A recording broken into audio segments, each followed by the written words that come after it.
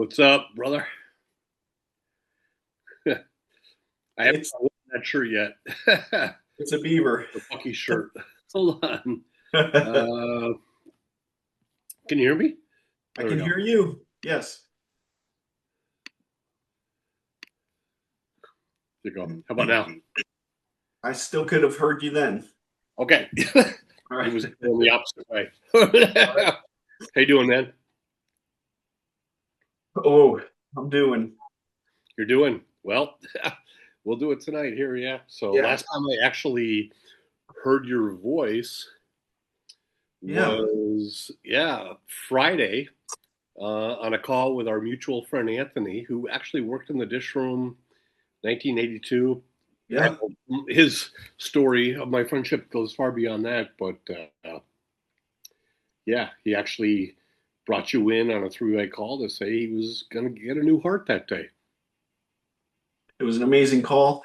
I also had, I mean, I was down in Florida on family vacation, had the opportunity to go to the hospital and I spent 4 hours. I hope you didn't get tired of me, but It I was spent absolutely like, not to do except for wait for, yeah. yeah. So No, I spent, he's a huge fan of yours, man. You become special to him, and at Claire's wedding, it was great to see you connect the night before too. So like, yeah, that was good. well, we reconnected at the weekend trip that you organized, and I mean, it's funny. Like we both, I was flying in from Colorado. He's flying in from Florida. We both landed, I think, in I don't know, Was like it Baltimore? Chicago. Maybe it was Baltimore or Chicago, and we rode the same plane to Buffalo. It was fun. Yeah, Anyway, yeah, I just had a great chat with him. He seemed in good spirits, and just I had a great opportunity to pray with him while I was there. So it was a yeah. great visit. I was glad to be able to do that. I And appreciated vacation. how you took that opportunity on the call on Friday to pray like for him. Like you just, Yeah. hey, let's pray about this. And man, it was the way it worked out does Yeah. not dismiss that was the reason that Well, a little plug here. Anybody who's listening who says they're going to pray about someone or pray for someone, do it right then. Like, what prevents you? It's great to say you're going to pray for someone. It's great to go pray for them. Pray with them right there and then. I'd encourage you to do that. I think it's a good practice. yeah, I could not disagree Yeah. anymore. Yeah, that's so. Well, So, we'll have him on to hear about like how that went because yeah, it's kind of a like who do we know that ever went through that exact experience? Chris Bergstrom had, and they've been talking. He had the yeah. bypass, but a whole new heart, like unbelievable, Well, and his birthday was a couple days afterward, right? which is like what a birthday present to get a new heart when you need one. So cool. Yeah, yeah. Yeah. There's not a Hallmark card for that. I don't think. If they made Probably one, he would own it. But he also worked in the dish room, which not. Yeah, so I was going to tell you. so yeah, So I went. This was family vacation. All four kids, all five grandkids down in Florida. Everybody's still talking, which I'm very happy about. A they lot of didn't. fun. Yeah, they didn't pet the gators. They did. I did. We don't see gators. I don't think in Tarpon Springs. Anyway, and our middle daughter, who does not have any children yet, she was able to tell us that she's pregnant Oh, all on the right, trip. So that was a lot of fun. awesome. Yeah. Keep going, the Orser family. That's And awesome. then I had to go back to work. Oh, And I I worked until 3 a.m. last night. oh my goodness. I'm Oh, tired. It all right. was a long Well, as day. always, I cannot express it enough. Thank you for working these in. And by the way, this is it for the summer. Yeah. And I'm saying capital U, you landed a big one here for our finale. Yeah, they're gonna know by now because they've seen the thumbnail, and Right. this is the biggest of the biggest. It doesn't get bigger than this, All right. honestly. All right. I am so excited, and I'm thrilled that she agreed to do this, right? Because your mom is you go back and you listen to recordings from prior podcasts, so much love for your mom from everyone. Yeah. It's an amazing thing. I mean, I know you know how special your parents are, but I really want to make sure we honor her in this call because Mm. she's impacted so many people. It's amazing. So hopefully that comes through tonight. We'll see how you pull it out because she's not gonna offer it unless you pull it out. And yeah, We'll it's see. amazing, Tom. Like you're the way, honestly, like you have woven into our family, like the work you've done with Tracy.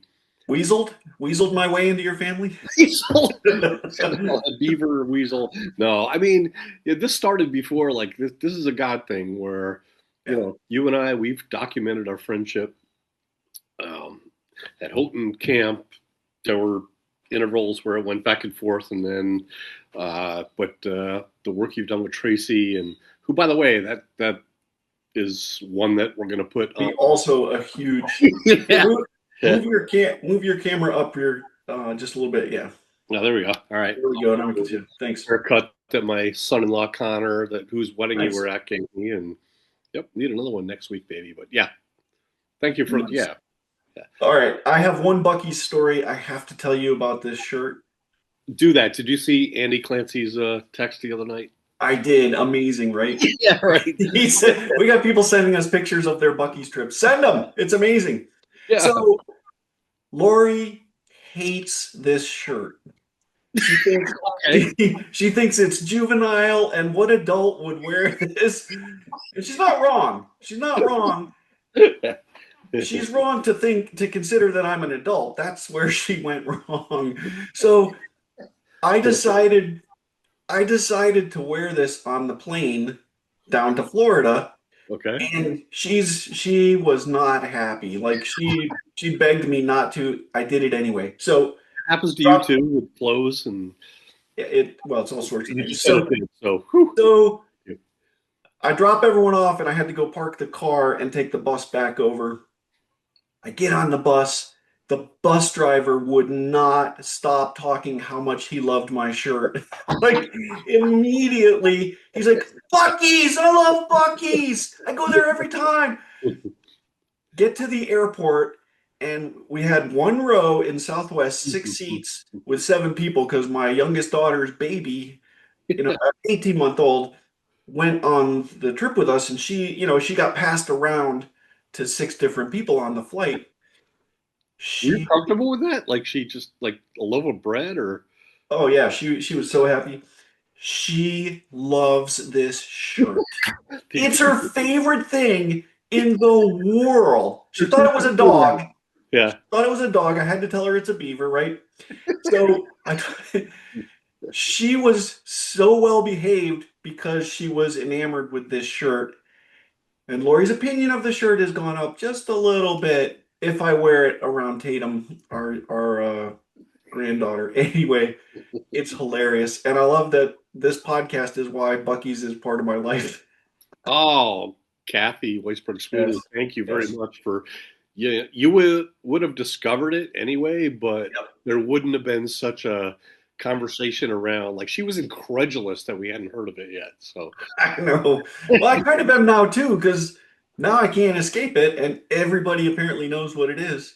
well, not here in Buffalo yet. Yeah, we don't have one yet. So Yeah. yeah, remember when we had our first Chick-fil-A, and before that, Anna and Claire, our daughters, were driving to Erie, PA, an hour and 15 minutes to get to Chick-fil-A, Oh wow. and now there's like 5 of them around. But still, that's the migration process. So It is. capitalism, love it. So tell me about how this interview is going to be for you, right? We're talking to your mom. Weird. Did you see? I don't. She sent the pictures to me, not you, right? Yeah, that's weird. No, I told her to. I'm sorry. Okay. I'm kind of But messing there, but no, I honestly, if I had to, uh, I'm being facetious, but in a way, I'm not in terms of, we talk about camp and all the time, but were eras and periods and times where things were not talked about than they were a lot. She and Dad were huge resources Yeah. for me for the first book.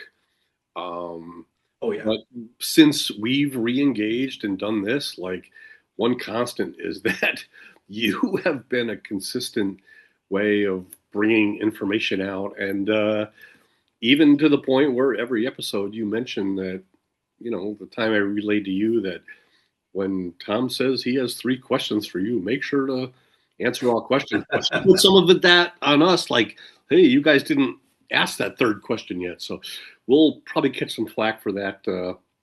But Good. Well, we'll give her every opportunity. yeah, I even wore a shirt with a collar tonight. I should have worn my Bucky shirt too, but Wow, that's yeah, amazing. yeah. I'm the child on the call. Apparently. No, I love the child with you, but I should have worn it because I was so excited when that came, and yeah, the skinning T-shirt from Jen Thompson. Oh, so What? awesome. Yeah, just T-shirts like they're they're fun. So real quick, what time are we at? We have a schedule, but um, She's in the waiting room. I'm not surprised because Dad's behind that. All He right. gets to everything early. Um, I'll bring this up real quick. I just got a text from Jimmy Olsen today that they've confirmed that the camp staff reunion will be the weekend of September 25th, 27th. They've worked it out with camp. Um, and Nice. so depending on when this comes out, I think it'll be in 7 days or 8. But between then, maybe some information has come out already. If not, um, the people you would expect to that you've engaged with, Jim Olson, Beth Markel, Jim and Carol Rumsey have arranged this with camp, um, where everyone's excited about it. They would love to talk with us and do some kind of quick question or put it out there. But in the meantime, um, yeah, it's out there. So if you're hearing this and seeing this before next week, reach out to Jimmy Olsen. He's the point guard on it, and he'll have a way to connect with camp, and we'll do our part to take it from there and make it more. But yeah, so here we go. Amazing. Yeah. All right. Well, so this is our season 3 finale, and I don't think we could do much better for a finale than what's about to happen. I think we're ready. What do you think? I would like to think I am, but Let's, your lead. I talked to him today a couple times, and Dad, and yeah. they're ready. I can tell you that. So All right. yeah. Let's see what happens. There we go. Okay, so this is Groden. This is Groden Purley. That's my name. I'm Mrs. Purdy's technical advisor. So now that we know everything's working, I'll step out.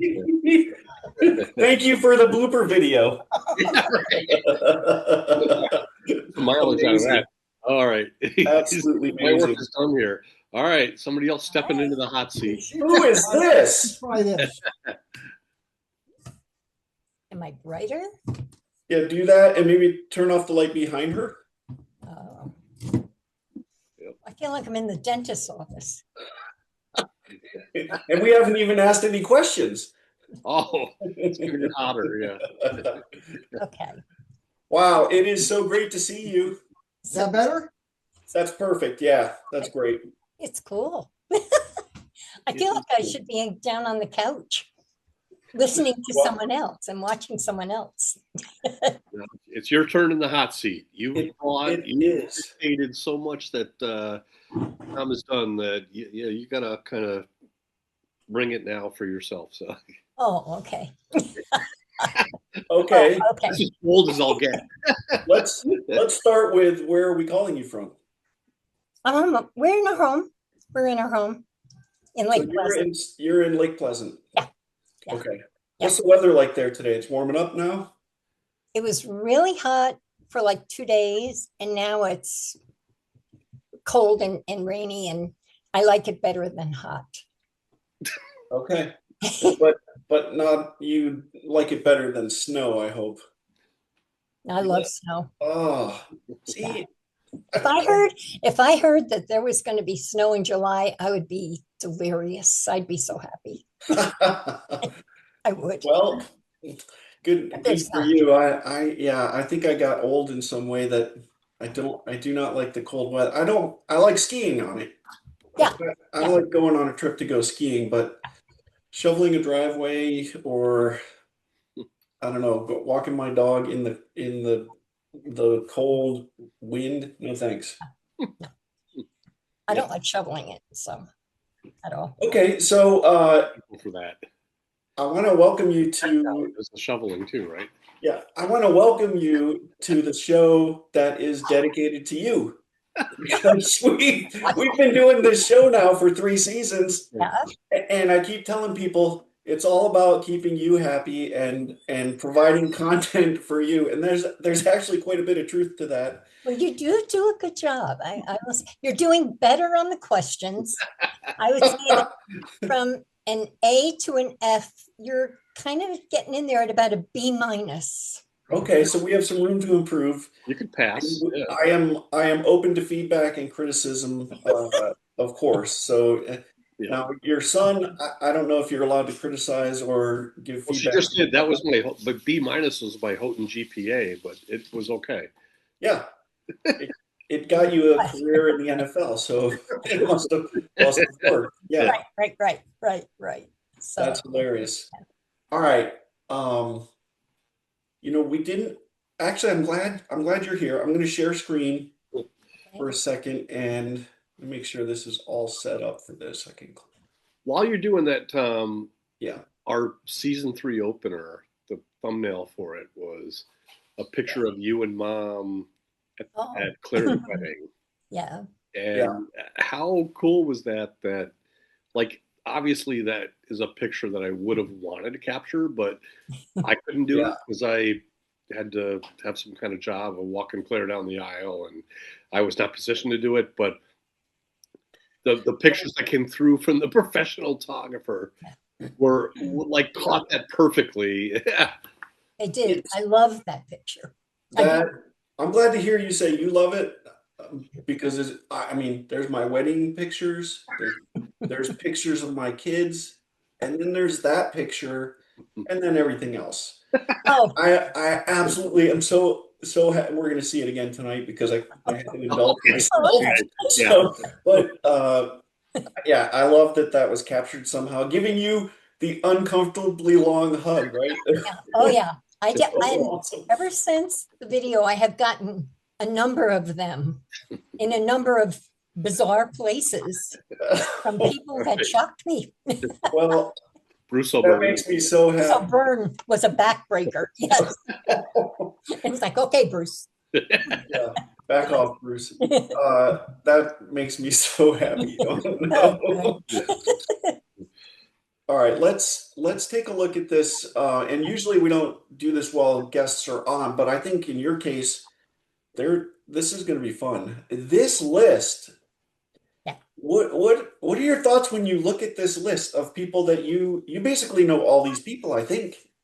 I think I do. The only ones that and they're not on here. I was going to say the only ones that I wouldn't know were the ones who were on the Tapawingo, but I wasn't supposed to see that. That was for the book. Oh, yeah. There were some people on that. Happened that are not on this because I'm saving those for right. Okay. But everybody on here, I Kim know. Watts was on that, and yes. Yeah. All right.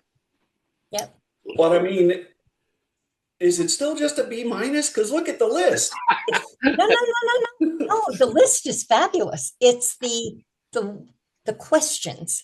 Like, I get into the questions and I hear you say, okay, now we're going to go through this list, and you'll get through. Sometimes you get through like 5, and then I'm waiting for number 6, and it's like, there are no more questions. If we got through all 10, though, wouldn't you want like 11?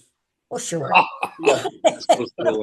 Okay, that's an honest answer. Well, so I keep telling your son this on these calls, Don. I'm really proud of this list. I mean, this Yes. is it's a body of work for us to do these interviews and put it all together and provide you entertainment every Thursday, Mrs. Purdy. Oh, the two of us, Don There's and no I thumbs sit up or down. thumbs down there. Well, yeah, she just described the variable within the thumbs up and thumbs down. Yeah. I wish you could see us because on every Thursday night, we're on the couch and either I'll get the little ding ding that comes up on my phone that says, point well There's a taken's video. on or something. And he'll look at me, I'll look at him, and we'll go, it's time. And we'll go, I would say, and this is so humbling, but I would say that almost every episode, we're so overwhelmed and uh, shocked, flabbergasted. For me, especially because I, I it still just amazes me because I am shocked that that many people know me or remember me because I wasn't out there. That wasn't my position. I wasn't band or choir or whatever. I had that little room, and so it it's just unbelievable. And he sits there, and he just sits, and it's like it's just beautiful. It's like a love letter every week. And I mean, that's the only way I can describe it. It's just like a love letter every week. And it's wonderful. I mean, we're not spring chickens anymore. And it's kind of nice to get this affection. And I don't know, you know what I'm trying to say. I It's do. just so wonderful. And to hear you say that makes me think mission accomplished, because that is part of, You. we've talked about some of the themes that have come out, right? You've seen some of the amazing stories about people coming to be kingdom believers at camp. Yes. That just is amazing and such a great testimony for what camp's purpose is. Yes. Yes. But the leadership, and you guys are, the top of the list in my mind of quality leaders, but we're going to look at some other leaders tonight in the pictures you sent. And I mean, you look at these people's life stories, and it all Yes. eventually ended up at Camp of the Woods, this one little place up in the Adirondacks that has had this amazing impact. It's such a God thing. And I'm sure from your perspective, while you were there, you were like passengers on that journey at camp. But to look back, and now you can see the people who were students at the time you were there, now they're leaders or they're grandparents, right? And the life impact from just spending for me 3 years at camp, that those 3 years, maybe the most influential years of my life. So it's crazy to think about. Well, I remember my first year on staff was 1960, and I worked in the teepee, and I can remember the last day because we had to go through Labor Day then, and I knew my parents were coming for me or they were already there. I don't remember, but I can remember exactly where I was before I went to get into my parents' car to go home. And it was by the old miniature golf course. And Don and I were friends that year. I worked in the teepee, and you get to know everybody in the teepee. And there was nothing special there. We were just friends. So it had nothing to do. And he's laughing. Oh, you're there. But anyway, we were just Working in the shadows. Yeah. yeah. We were, I was just there, and I can remember being by that golf course and thinking, I don't know how I'm going to do this, but I am going to spend the rest of my life here. Wow. And it was just this, it was the most resolute feeling. And got in the car and went home and go back to your regular life, and it passes until the next year. And then, but I remember that feeling. And then when we started dating, every once in a while I thought about that, and I thought, holy cow, that was, This could happen. yeah. But That's yeah. amazing. Okay. Well, you've started to get into some of the questions. I think I think let's just do that, right? Tom, I'm going to use your phrase. I'm going to use your terminology here, saying just put a pin in it. You have consistently always referred to mom as Mrs. Purdy all the time, never ever not doing that. Now I've gotten to the point where I have two son-in-laws, and we finally had a breakthrough a year ago, and maybe the other one's kind of in the works, where they call me by my first name. So, Mom, I'm going to put you on the spot. Like, has Tom earned first name privileges with you yet, or do we have to like do better on the questions or whatever? So, I believe he can call me anything he wants to. Okay. So, are you aware I was down in Florida last week and got to spend time with Anthony? Yes. So here's the conversation we had. Yeah. This is what he said to me. She's always been Mrs. Purdy to me. All right. I've never called her anything but Mrs. Purdy. I'm going to call her Mrs. Purdy for the rest of my life. Okay. That was what Anthony said to me, and I'm like, you know what? That kind of sums up how I feel about it too. So I like whatever you're comfortable with. All right, then. I just brought it up. I had no agenda toward. You have to call me Mom. Well, yeah. There you go. Okay. There you go. That's been established since before we had a memory. We're good with that. Yeah. Hilarious. Okay, so this is the segment of the show we call On the Spot. You're aware, but it's time to put you on the spot, and I am thinking a lot of people are going to enjoy this. Not because you're under any kind of pressure. I think this is going to be some really cool information. Like I didn't know. Okay. I didn't know you were there in 1960, and it is only fair that we're asking you the questions that you push us to ask everyone else. Okay. I'm just going to put these up here for a second. I'm pretty sure you're familiar with them, and you know the ones that we do and don't get to ask. But I'll give you just a second to look at them. Then I will. I got them up on my other computer over here. I'm just running through them. Okay. Yeah. Okay. Well, I describe how I got to camp. Yeah, I'm pretty sure. Was your family a camp family? Yes. My dad was on staff when he was 16. Oh, wow. Well, it was because he was such a problem child at home. It was punishment? That they sent him to camp, and he got thrown out for smoking by Pop Tibbets. And it was literally one of those things where he was sent out to the road, he and another kid, and he said his father and the other father came and picked him up and took him home. And he said it was the worst trip of his life. But he said he also, when he got home, he realized how much he missed it. So he applied to come back the next year, and they accepted him back. And he behaved, played the violin, which I didn't know until I was about 40.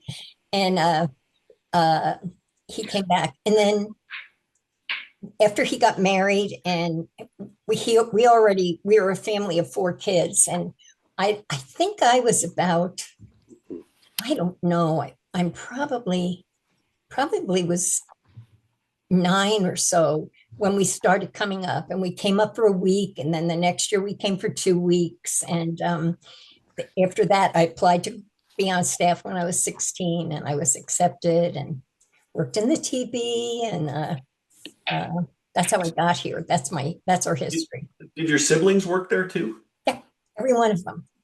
All of you did? Okay. Barb, my brother Johnny, and Debbie, my little sister Debbie. And Don said that one thing I do have to say, my brother, he was a rascal.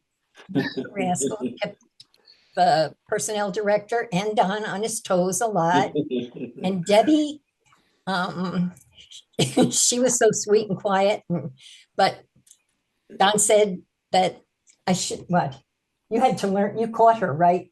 Yeah, she got into some pranks and did some stuff. And he's the one who found out. He went and, because she wrote stuff on the teepee window or the trading post window. And she said that there was a big 50% off sale. So when people came out of chapel, they went in and they went berserk. They were trying to buy everything, and it was a mess. But that's brilliant, though. he tracked her down. He went and they found her application, and he matched her handwriting to it. That's amazing, Sherlock Holmes. Yeah. Don't mess with Grandpa's profit margins either. Oh no! I kept thinking, "Are you crazy?" Worst in this place. Right. All right. So walk us through the different jobs that you held at camp. My first year was teepee. My second year, I was on drink counter up in the dining hall. Okay. My third year, they moved me to the main food counter. And then my fourth year, I actually was the head of the counter. So mostly it was, head of the counter. Like Holly. Like Holly. So she was your head of the counter. Yeah. Oh, yeah. Oh, my gosh. Yes, I loved her. I love her. Yeah, that was so much fun to just listen. And that was a great interview. I love that. Oh, love her. Yep. Okay. So then counter, and then what? Well, then after that, we got married, and I didn't do anything. I worked in the trading post at night, had babysitters come, worked in the trading post at night, and I didn't do anything during the day because what I wanted more than anything was to have or provide as much of a normal upbringing and environment for Donnie and Tracy as I could, because Don couldn't. There were times when he would, like in the winter, when he plowed, he would have to be up 4 a.m. and he'd start plowing, and then he would plow intermittently during the day, and then he would do whatever he was doing at the time, which was everything.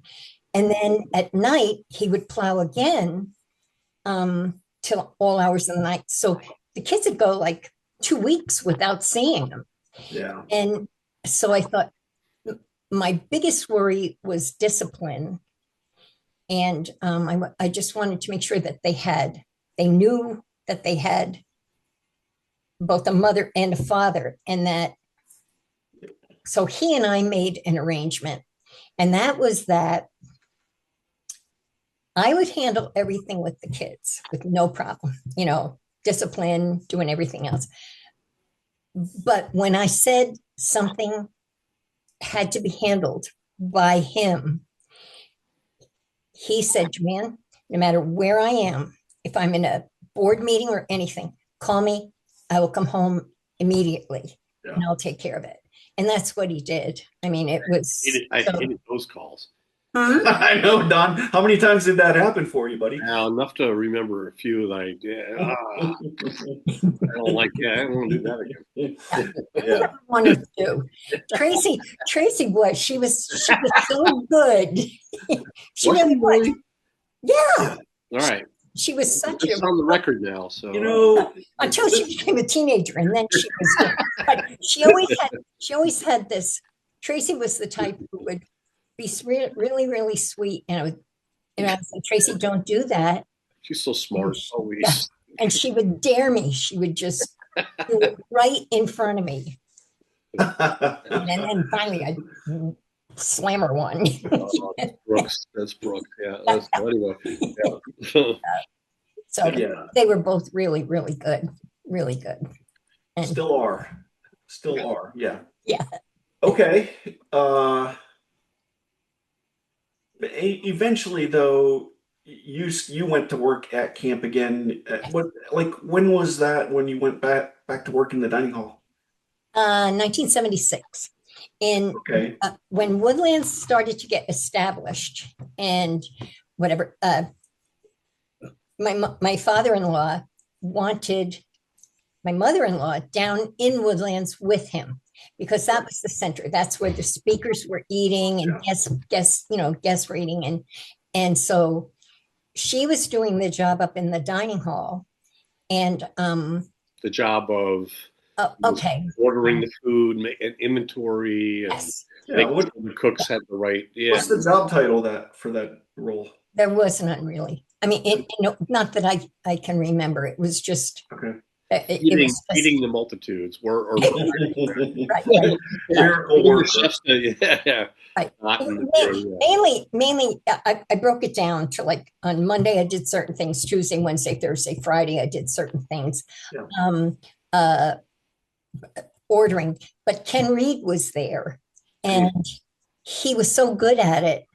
And I did find that salesmen related to him much better than they related to me. And I think it's because he would just say, I want this, I want this, I want this. You mean salesmen of the big foods like the breads and the main. Yeah, did you say I did the breads? Well, no, I mean the salesman meaning like. Oh, I yeah. remember the bread trucks going up through and. Okay. Like, yeah, I handled the dairy order, the bread order, all the cake mixes, flour, sugar, canned food, things like. I always kid people because even now cooking is not my thing, but if you ask me to prepare a turkey dinner for 800 people, I know exactly how many cases of number 10 peas you need and 30 turkeys. And so, that number 10, you know what? On the last one with Holly and Jim Brake and Cliff and Ed. They brought that up. Yeah, Cliff, hey, Jim, how many number 10 cans have you carried? And I didn't really know what he meant. I knew it was like food or whatever, but it's funny to hear you bring that up again, like in a specific way. I figured it was the commercial size can. Six of them came in a case and they were heavy. Yeah.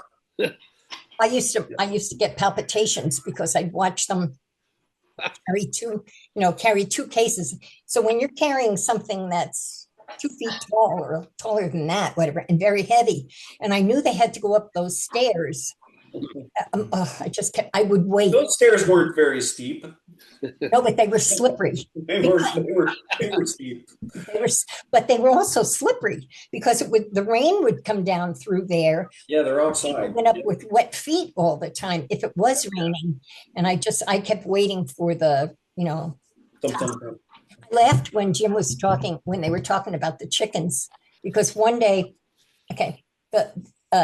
where they did the chickens was in one room, and then there was this little tiny bridge, maybe it was 10 feet, just a little teeny bridge that went from them into the commissary room. I remember that. And I had this little window in my office so that I could see the bridge. And one day I was doing something, I don't know what, and I could sense movement out on the bridge, and it just was like rhythmic. It didn't change, like nobody was coming or going. And I looked up and they had stuck their hands up. Both of them had, I think it was Cliff, might have been Cliff and Mark and Jim. I know Jim was there. And they'd stuck their hands up into the chickens and they had made paper skirts. And they were having all the chickens do the can. And it shocked me so much. That's a fever dream right there. Playing with their food. It really was. I thought, what are you doing? And then I started laughing and I went out to say something and they were gone. So, oh my gosh. Just weird. So that was fun having them on. Oh, yeah. Oh, I loved it. I loved it. Those guys are great. Yep. Okay. Then, I would say, aside from ordering the food, my main function after a while, because Ken did he took over the ordering. I wanted him to. I hated that part of it. And I was saying my main function after a while was keeping peace or being a liaison between the kitchen and most of the things that went on outside of the kitchen. And because I adored Dot. and Mr. Russell, who was there first. Those two people had the greatest impact on my life. They're two of the most impactful people in my life. I love them. And it was, it was the late 70s, early 80s, and they came from North Carolina, an all-white girls' college in North Carolina. And the culture there, I think, was different from what it was at camp. It was a Northern culture. And there was never, I never saw a racist moment between anyone in the kitchen or anyone past that door. I never did in my life. And but Dot she had likes and she had dislikes. And on like the first weekend of camp, she'd look out at the counter and she'd go, "You see that girl there?" And she'd go, "I don't like her." And that held. And it held for as many years as that girl was on the counter. She didn't, for whatever reason, she didn't.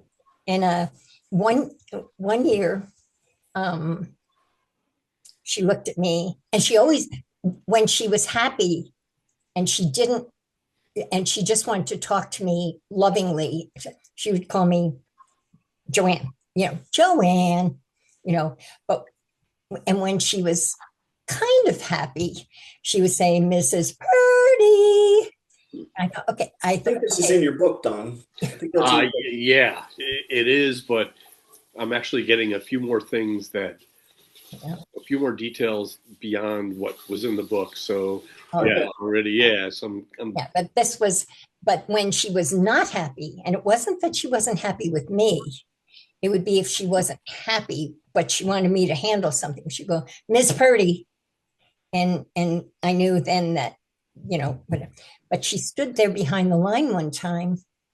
And she said, "Miss Purdy, since when did we have pregnant girls on the counter?" And I looked at her and I said, "Dot, no." I said, they're all teenagers. I said, "No, no, you're wrong." And she said, "I'm not wrong." And sure enough, one of the counter girls, and it was a tragic thing. It really was. It was very sad. The long and the short of it was, she was expecting a baby, and her parents didn't know, and they found out through camp and stuff. But I, to this day, and I've seen a lot of women who are going to have babies, I couldn't tell, but Dot picked it up like that. She knew. Yeah. And it was just one of those things. But so one of the themes we already mentioned is the leadership at camp, right? So in the dining hall, Dot, her predecessor was, what's his name? Mr. Russell. Mr. Russell. Russell Cruz. Yeah. Ken Reed. Yeah. Give me some of your other leadership team members that just are happy memories for you. In the dining hall? Yeah. Oh gosh. Well, Marilyn Thompson, who was she was the head of the dining hall. There were some great ones. I think Naomi Fisher did it for a while. I think, I'm trying to think. So Bob Lang, where did he yeah. Bob Lang worked, he was a cook.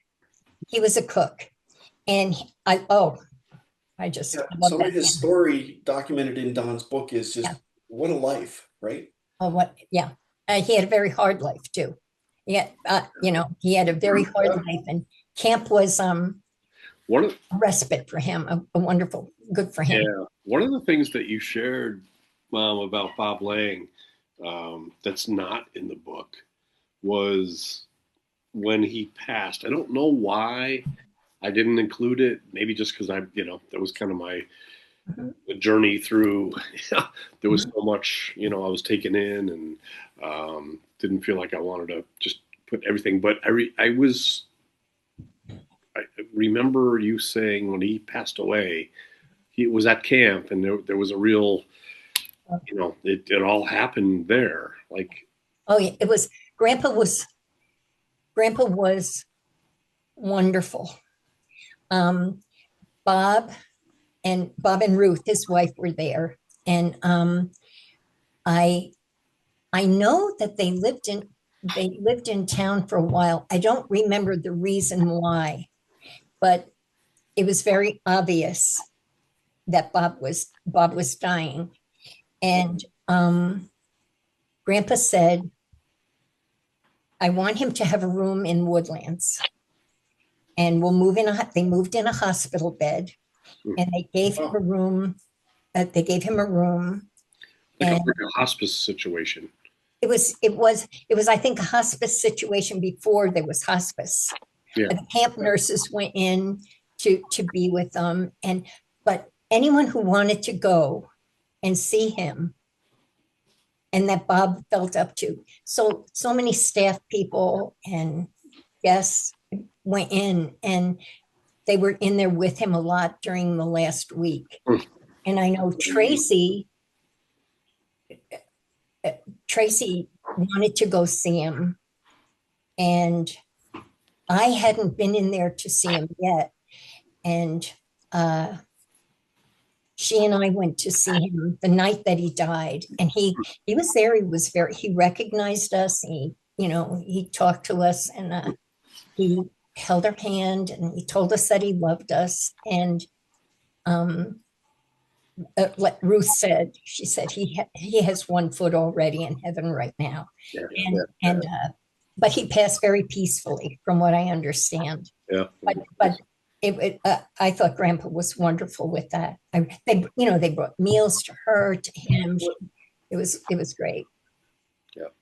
Yeah. Another great leadership example. Yeah. Amazing. It was good. Well, Bob didn't really have. He didn't have any other relatives. He grew up in Hong Kong. His parents were missionaries in Hong Kong. He left Hong Kong when he was just kind of very young boy, and was, sent to schools, missionary homes and stuff. And he had nobody. And then he married Ruth, which was wonderful. But his family, he had no other family. And, so camp was his family. Camp was his family. All right. We've been talking for more than half an hour. We've gotten through 3 questions. Do you see the problem we have here? It's a problem, but yeah, it's a good problem. Could you maybe acknowledge the challenge that this is? I've got challenges here too to put in front of you, Tom, because I know we have pictures. I know we have a game that is going to be awesome. Yes. I know we also have a mutual experience that I'm going to write about in the next book, but I've never really, I don't know that we've ever had a personal, to the extent that this is, we'll call this personal, conversation about what happened at Houghton 1986 when I dislocated my hip, and you had to tell my mom about such an accident. So in a couple minutes between the two of you, maybe just put that out there, because this is why it's surprising she's going to allow me to call her JoAnn, because I think she hated me for a while. I'm so embarrassed. Okay. Well, so just a smidge of a background about Donnie was that from the time he was 6 or younger, he was forever getting hurt. And it was never normal stuff. I mean, he dislocated his finger, and they said, "Oh, we can get that put back in." And they tried and tried. We wound up in surgery over that. The doctor said, "Well, this only happens 1 in every 10,000 cases." Wow. Little things like that. there's a scar. That makes him special. Special. And then he would call at 11 o'clock at night for something, and he'd go, "Mom," and I'd go, "Yeah, what?" And I said, I know a number of times that I said, "Donnie, you're either in the hospital or in jail, and it better be jail." Jail. Tom was the only one that almost led me to jail. So That's true. Also true. My second, he'd go, "Well, I got to tell you, I just got out of the, emergency room, and before he would finish, I would go, was Scott with you? Almost many, many times. Oh, yeah. That's a totally valid question. I get that. Yeah. That's where you'd be led right away, sure. Yeah. There would probably be police and a hospital if we Scott. But anyway, so it was a Saturday night, I think, that you hurt yourself. Friday or Saturday. I don't remember. It was, sure. Anyway, yeah. I was at home, and in our house, the only number that we had was our home was also the camp number. It would go through the switchboard, and then the switchboard would say, well, I'll connect you to, Don Purdy's house. So that happened. It was right around 6 o'clock, and it was you. and you said, Mrs. Purdy, I don't know how to tell you this, but Don's been in a very bad accident. And I just said, well, where? What? And you said, well, he was playing football. And I thought, oh. And he goes, he was in a very bad accident. He's in the ambulance, and they're taking him to the hospital, and it's really bad. And I said, Tom. So I downplayed it. I said, Tom, I don't want to hear this right now. I don't want to talk to you. And I hung up. Click. Yeah. I hung up. He called back a few minutes later and said,